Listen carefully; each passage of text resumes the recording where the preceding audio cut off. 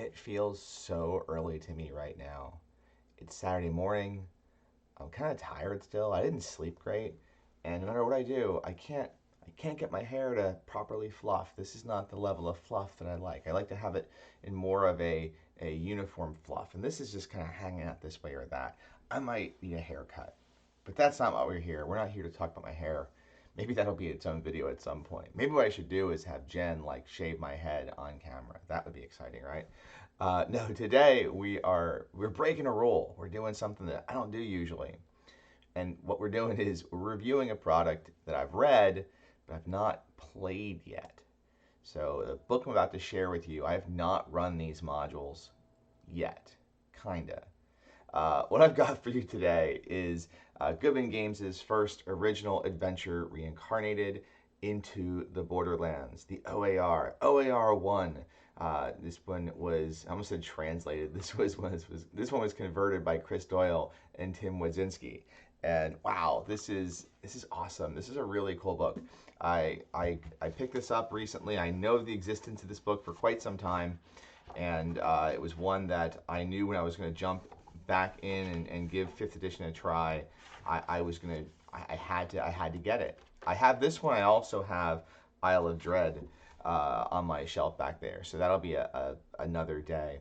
And I have more experience with Isle of Dread. Isle of Dread was my first adventure module I ever played in, and then I've run Isle of Dread several ways, both in basic D&D and also Savage Worlds.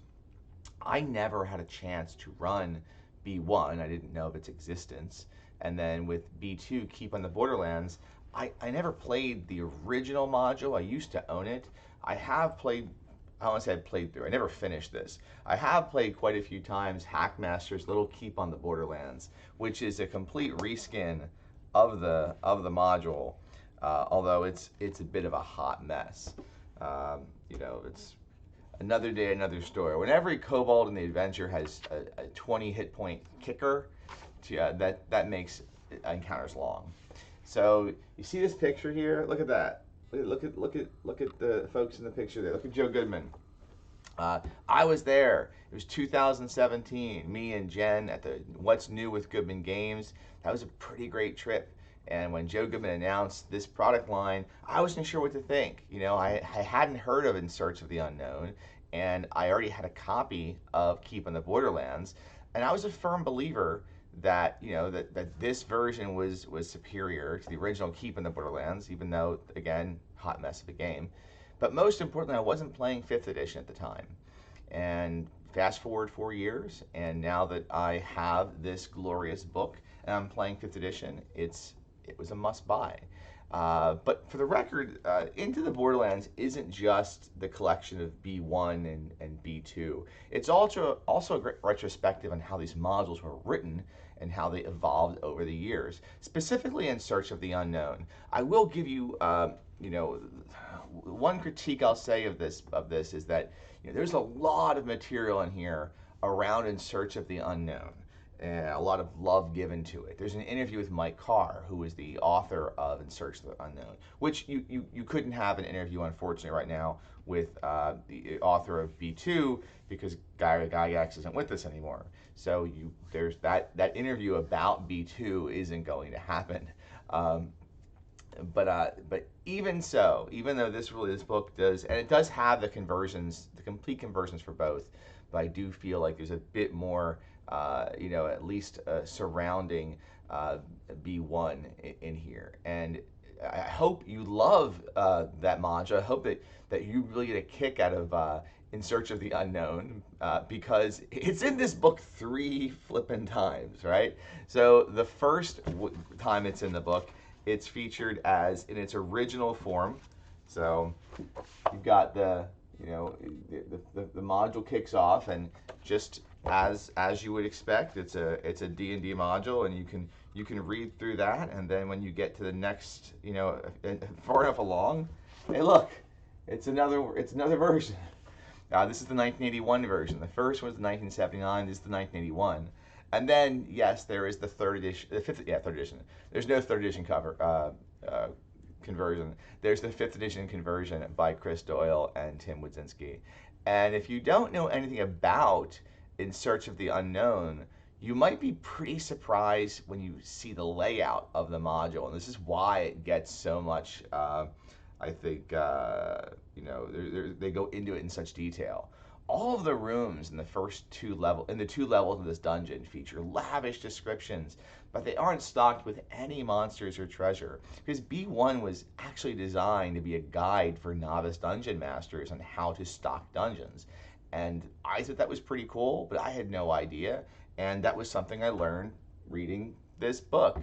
But don't worry, the adventure won't leave you scrambling to come up with creatures from scratch. If you really want to just run through B1 and just have everything done for you, at the back of the adventures, the first two. This is on the old D&D side. There are there are three examples of fully stocked dungeons with key codes, so you can throw the creatures and treasure into the rooms. One's by Chris Doyle, one's by Michael Curtis, and one's by Tim Wadzinski. But the fact that the adventure does, kind of prompt you to stock this place yourself with using there are two charts of monsters, and there's one of monsters and one of treasure that you're supposed to add to each room. Since it's set up this way, no two GMs are going to build this module the same way. So if you're up for the challenge, give it, and you want to run something in basic D&D, give B1 a shot for that reason. The original Keep in the Borderlands is also in here. The original module by Gary Gygax is featured in its entirety. Keep, Borderlands, and Caves of Chaos. And where B1 was a do-it-yourself project, B2 is much more of a traditional adventure. All right, so how about the 5th edition versions? I have to say, one of the coolest things that OAR1 includes is a lot of material that closely connects B1 and B2, to the point of creating a full-on mini setting. The Cave of the Unknown, which is a location in B2, is originally featured in the old school module as a location where the GM is invited to create their own dungeon and put and stock it, just build it completely. But now in the 5th edition version, it's clearly that the Cave of the Unknown are the caverns of Quezquitan from In Search of the Unknown.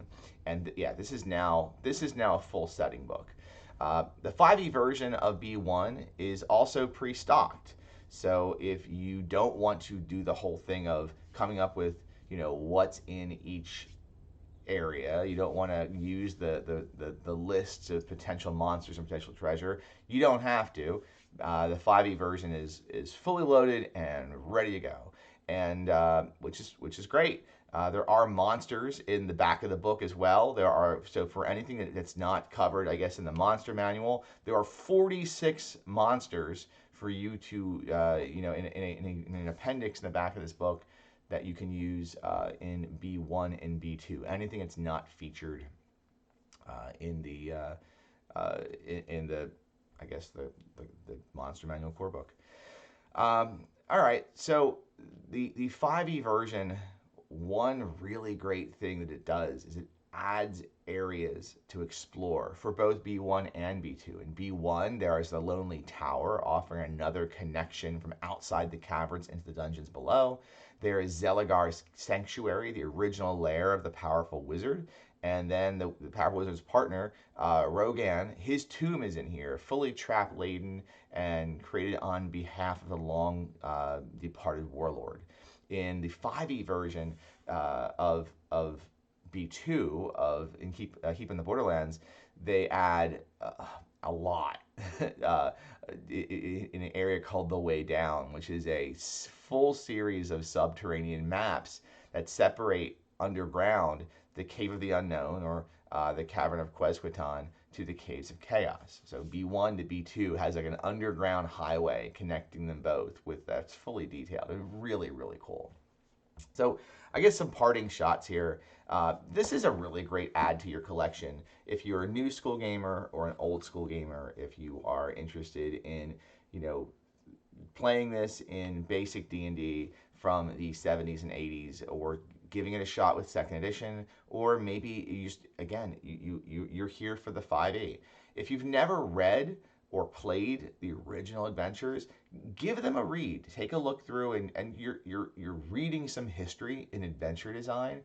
We wouldn't be here with published modules without these adventures, and they've gone on to inspire so many other modules. When I was reading through these, my first experience with anything like Keep on the Borderlands was this thing, but I didn't finish this. I did finish Bruce Cordell's Keep on the Shadowfell, and Keep on the Shadowfell for 4th edition is definitely a throwback module to what was in the original Keep on the Borderlands. There's definitely a connection spiritually between the two. But the other thing is, if you're a 5th edition gamer, why not try something that has this old school aesthetic? You can still play an adventure with a party featuring a sorcerer, a warlock, a bard, and a druid, and explore the depths of this original module without all of the lack of fiddly bits from basic D&D. You can still have all of your special power. I almost said daily powers. I have to really get myself back into 5e and my brain going that way. Which I get to do that in 28 minutes because I'm running Talus here very shortly. I am very torn on whether or not I'm going to include these dungeons in my Talus campaign, or just make it a mini setting for a soon-to-be scheduled Kiddo campaign with Cooper. I'm going to go one way or another, but one thing's for certain. I'm running both of these modules. Maybe we'll have a follow-up when I do. So, play nice, everyone. Take care of each other. That's it for the review. Tomorrow night, me and Judge Evie on Living for Crits. That's our show tomorrow. We'll be talking about something. If you have some thoughts about this cool book, put them in the comments below, and let's chat about them down there. All right, take care and have a great day.